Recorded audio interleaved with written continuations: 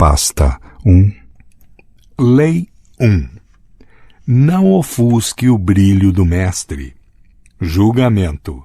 Faça sempre com que as pessoas acima de você se sintam confortavelmente superiores.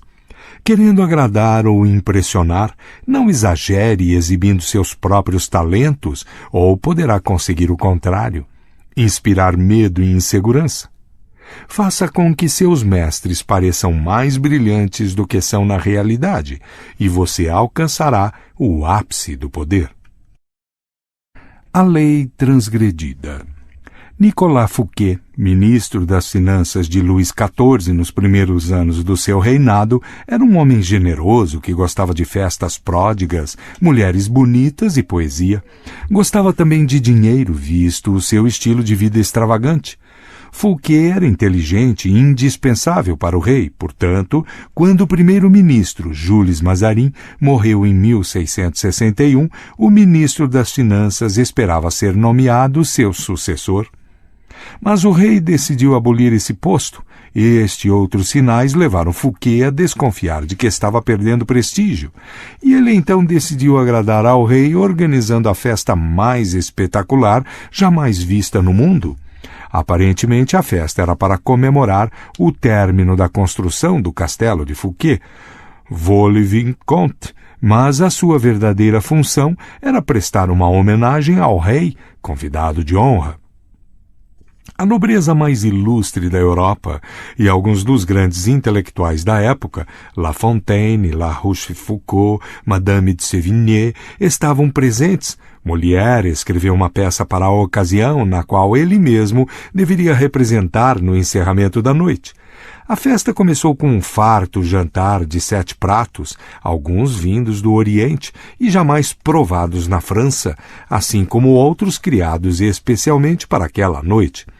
A refeição foi acompanhada de música encomendada por Fouquet para homenagear o rei. Depois do jantar, havia um passeio pelos jardins do castelo. Os pátios e fontes de Vaux-le-Vicomte seriam a inspiração para Versalhes. Fouquet acompanhou pessoalmente o jovem rei pelos canteiros de flores e arbustos alinhados geometricamente. Chegando aos canais dos jardins, eles assistiram a espetáculos de fogos de artifício, seguidos da representação da peça de Molière. A festa entrou pela noite adentro e todos concordaram que nunca tinham visto nada mais espantoso. No dia seguinte, Fouquet foi preso pelo chefe dos mosqueteiros do rei, D'Artagnan. 3 meses depois, foi a julgamento sob a acusação de ter roubado o tesouro do país. Na verdade, a maior parte do roubo de que estava sendo acusado ele havia cometido em benefício do rei e com a sua permissão. Fouquet foi considerado culpado e enviado para a prisão mais isolada da França, no alto dos Pirineus, onde passou os últimos 20 anos da sua vida na solitária. Interpretação. Luís XIV, o Rei Sol, era um homem orgulhoso e arrogante que desejava ser o centro das atenções sempre. Não suportava ser superado em prodigalidade por ninguém e certamente não por seu ministro das Finanças.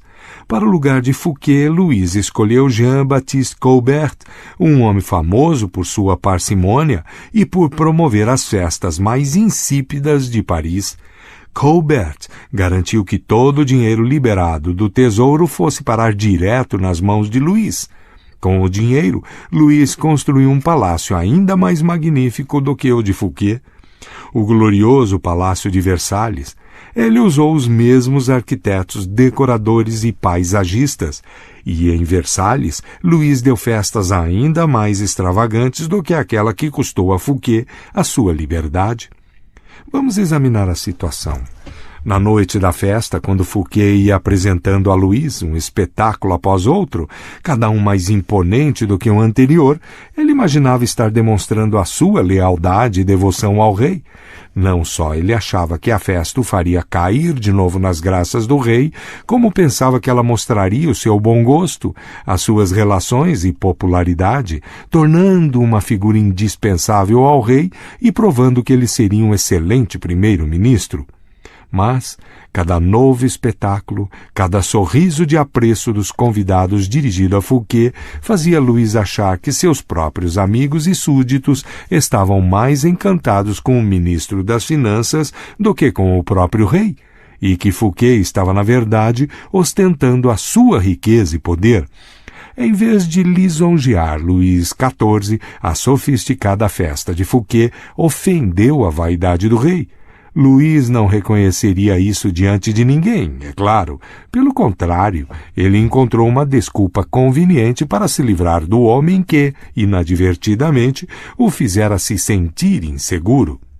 É este o destino, de uma forma ou de outra, de todos aqueles que desestabilizam a noção de identidade do mestre, cutucam a sua vaidade ou o fazem desconfiar da própria superioridade.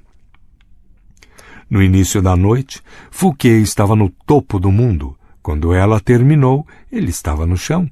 Voltaire, 1694-1778. A lei observada. No início do século XVII, o matemático e astrônomo italiano Galileu se viu numa situação precária. Ele dependia da generosidade dos grandes governantes para apoiar a sua pesquisa e, portanto, como todos os cientistas do Renascimento, às vezes presenteava com suas invenções e descobertas os principais patronos da época.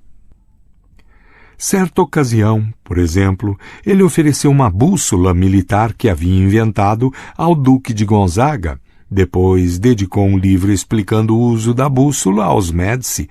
Ambos os governantes ficaram gratos e, por intermédio deles, Galileu conseguiu arranjar mais alunos. Mas não importava o tamanho da descoberta, seus patronos costumavam lhe pagar com presentes, não com dinheiro. Isto resultava numa vida de constante insegurança e dependência. Devia haver um jeito mais fácil, ele pensou. Galileu achou uma nova estratégia em 1610, quando descobriu as luas de Júpiter.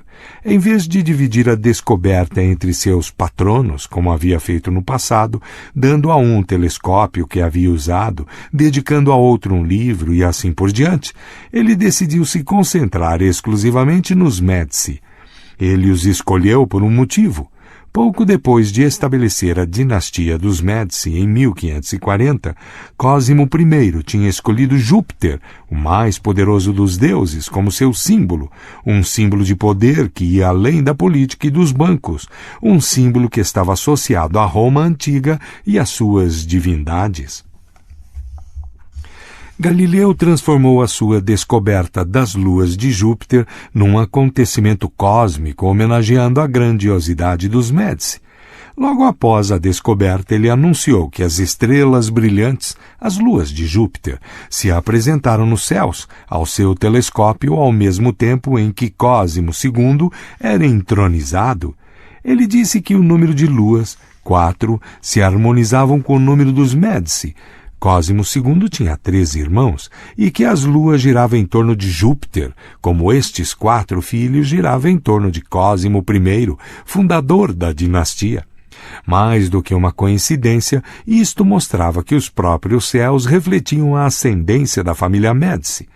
Depois de dedicar a descoberta aos Médici, Galileu encomendou um emblema representando Júpiter sentado numa nuvem com as 4 estrelas girando em torno dele, e o presenteou a Cosimo II como um símbolo do seu vínculo com as estrelas. Em 1610, Cosimo II nomeou Galileu filósofo e matemático oficial da corte com um ótimo salário. Para um cientista, este era o golpe da sua vida. Os dias de mendicância por um patrocínio tinham chegado ao fim. Interpretação. De uma só tacada, Galileu ganhou mais com sua nova estratégia do que com todos os anos de mendicância. A razão é simples. Todos os mestres querem brilhar mais do que os outros. Eles não estão preocupados com a ciência ou a verdade empírica ou a mais recente invenção. Estão interessados no seu próprio nome e na sua própria glória. Galileu deu aos Médici infinitamente mais glória associando o nome deles às forças cósmicas do que fazendo-os patronos de alguma nova engenhoca ou descoberta científica. Os cientistas não estão livres dos caprichos da vida na corte e da proteção de um patrono. Eles também precisam servir a senhores que controlam os cordões da bolsa, e os seus grandes poderes intelectuais podem fazer o senhor se sentir inseguro, como se estivesse ali apenas para suprir fundos, uma tarefa feia, ignóbil. O produtor de uma grande obra quer sentir que é mais do que apenas o financiador. Ele quer parecer criativo e poderoso e também mais importante do que a obra produzida em seu nome. Em vez de insegurança, você deve lhe dar glória. Galileu não desafiou a autoridade intelectual dos Médici com a sua descoberta, ou os fez se sentirem inferiores de alguma forma. Ao associá-los com as estrelas, ele os fez resplandecer fulgurantes entre as cortes italianas. Ele não ofuscou o brilho do seu senhor, ele o fez brilhar mais do que todos. As chaves do poder. Todos têm as suas inseguranças. Quando você se expõe ao mundo e mostra os seus talentos, é natural que isso desperte todos os tipos de ressentimentos, invejas e outras manifestações de insegurança. É de se esperar que isto aconteça. Você não pode passar a vida se preocupando com os sentimentos mesquinhos dos outros, mas com quem está acima de você é preciso adotar outra abordagem. Quando se trata de poder, brilhar mais do que o mestre talvez seja o maior erro. Não se iluda pensando que a vida mudou muito desde a época de Luís XIV e dos Médici. Quem conquista um alto status na vida é como os reis e as rainhas, quer se sentir seguro da sua posição e superior aos que o cercam em inteligência, perspicácia e charme. É uma falha de percepção mortal, porém comum, acreditar que exibindo e alardeando seus dons e talentos, você está conquistando o afeto do Senhor. Ele pode fingir apreço, mas na primeira oportunidade vai substituir você por alguém menos brilhante, menos atraente, menos ameaçador, assim como Luís XIV substituiu o reluzente Fouquet pelo apagado Colbert, e como no caso de Luís XIV, ele não admitirá a verdade, mas arranjará uma desculpa para se livrar da sua presença. Esta lei implica duas regras que você precisa entender. Primeiro, é possível inadvertidamente brilhar mais do que o Senhor, sendo simplesmente você mesmo. Existem senhores que são mais inseguros do que outros, monstruosamente inseguros. Você pode naturalmente brilhar mais do que eles com seu charme e sua graça. Ninguém possuía mais talentos naturais do que Astor Manfred, príncipe de Faenza, o mais belo de todos os jovens príncipes da Itália. Ele cativava seus súditos com sua generosidade e espírito liberal. Em 1500, César Borgia sitiou Faenza. Quando a cidade se rendeu, os cidadãos esperaram o pior do cruel Borgia, que, entretanto, resolveu poupá-la. Ele simplesmente ocupou a sua fortaleza, não executou nenhum dos seus cidadãos e permitiu que o príncipe Manfred, com 18 anos na época, permanecesse com sua corte em total liberdade. Mas, poucas semanas depois, os soldados arrastaram Astor e Manfred para uma prisão romana. Passou-se um ano e o seu corpo foi pescado no rio Tibre, com uma pedra amarrada no pescoço. Borgia justificou o ato terrível com uma história inventada de traição e conspiração, mas o verdadeiro problema foi que ele era notoriamente fútil e inseguro. O jovem brilhava mais do que ele sem fazer nenhum esforço. Devido aos talentos naturais de Manfred, a sua simples presença fazia Borgia parecer menos atraente e carismático. A lição é simples. Se não for possível evitar ser charmoso e superior, você deve aprender a evitar esses monstros de vaidade. É isso, ou descobrir um jeito de apagar as suas boas qualidades quando estiver na companhia de um César Borgia. Segundo, não imagine que pode fazer tudo o que quiser porque o Senhor gosta de você. Livros inteiros poderiam ser escritos sobre favoritos que caíram em desgraça por considerar garantido seu status, por ousar brilhar. No Japão do final do século XVI, o favorito do imperador Hideyoshi era um homem chamado Sei no Rikyu, principal artista da cerimônia do chá, que tinha se tornado uma obsessão da nobreza. Ele era um dos conselheiros de maior confiança de Hideyoshi, tinha o seu próprio apartamento no palácio e era homenageado por todo o Japão. Mas, em 1591, Hideyoshi mandou prendê-lo e condenou-o à morte. Rikyu preferiu se suicidar. A causa desta repentina mudança de sorte foi descoberta mais tarde. Parece que Rikyu, antes um camponês e depois favorito da corte, tinha mandado esculpir uma estátua de madeira retratando-o de sandálias, sinal de nobreza, e com uma pose arrogante. Ele tinha mandado colocar a estátua no templo mais importante dentro dos muros do palácio, bem à vista da realeza que costumava passar por ali. Para Hideyoshi, isto significava que Rikyu não tinha senso de limite. Presumindo ter os mesmos direitos da mais alta nobreza, ele se esqueceu de que a sua posição dependia do imperador e chegou a acreditar que a havia conquistado por si próprio. Este foi um erro de cálculo imperdoável e ele pagou com a vida. Lembre-se do seguinte: não considere garantida a sua posição e jamais deixe que um favor recebido lhe suba à cabeça. Sabendo dos perigos de brilhar mais do que o seu senhor, você pode tirar vantagem desta lei. Primeiro, você precisa elogiar e cortejar o seu senhor. A bajulação explícita pode ser eficaz, mas tem seus limites. É por demais direta e óbvia e causa má impressão nos outros cortesãos.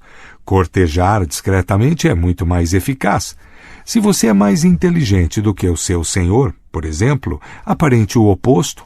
Deixe que ele pareça mais inteligente do que você, mostre ingenuidade, faça parecer que você precisa da habilidade dele, cometa erros inofensivos que não afetarão você a longo prazo, mas lhe darão chance de pedir a sua ajuda. Os senhores adoram essas solicitações. O mestre que não conseguir presenteá-lo com a sua experiência pode deixar cair sobre você a sua ira e a sua má vontade. Se as suas ideias são mais criativas do que as do seu mestre, atribua-as a ele da maneira mais pública possível. Deixe claro que o seu conselho está simplesmente repetindo um conselho dele. Se você for mais esperto do que o seu mestre, tudo bem representar o papel de bobo da corte, mas não o faça parecer frio e mal-humorado em comparação. Apague um pouco seu senso de humor, se necessário, e descubra como fazer parecer que é ele que está divertindo e alegrando os outros. Se você for naturalmente mais sociável e generoso do que seu senhor, atenção para não ser a nuvem que vai toldar o seu brilho aos olhos dos outros. Ele deve parecer como o sol em torno do qual todos giram, irradiando poder e brilho, o centro das atenções. Se você for responsável por distraí-lo, a exibição dos seus meios limitados conquistará a simpatia dele. Qualquer tentativa de impressioná-lo com a sua graça e generosidade pode ser fatal. Aprenda com Fouquet ou arque com as consequências. Em todos estes casos, não é fraqueza disfarçar a sua força se no final eles o levarem ao poder. Deixando que os outros empanem o seu brilho, você permanece no controle da situação, em vez de ser vítima da insegurança deles. Isto será muito útil no dia em que você decidir elevar o seu status inferior. Se, como Galileu, você conseguir que o seu senhor brilhe ainda mais aos olhos dos outros, então você é um enviado dos deuses e será imediatamente promovido. Imagem. As estrelas no céu. Só pode haver um sol de cada vez. Não ofusque a luz do sol ou rivalize com seu brilho. Pelo contrário, vá desaparecendo no céu e descubra como tornar mais intensa a luz do mestre. Autoridade. Evite brilhar mais do que o Senhor. Toda superioridade é odiosa, mas a superioridade de um súdito com relação ao seu príncipe não só é estúpida como fatal. Esta é uma lição que as estrelas no céu nos ensinam. Elas podem ser aparentadas com o sol e tão brilhantes quanto ele, mas nunca aparecem em sua companhia. Baltazar Gracian, 1601-1658. O inverso. Você não pode ficar se preocupando em não aborrecer todas as pessoas que cruzam o seu caminho, mas deve ser seletivamente cruel. Se o seu superior é uma estrela cadente, não há perigo nenhum em brilhar mais do que ele. Não tenha misericórdia.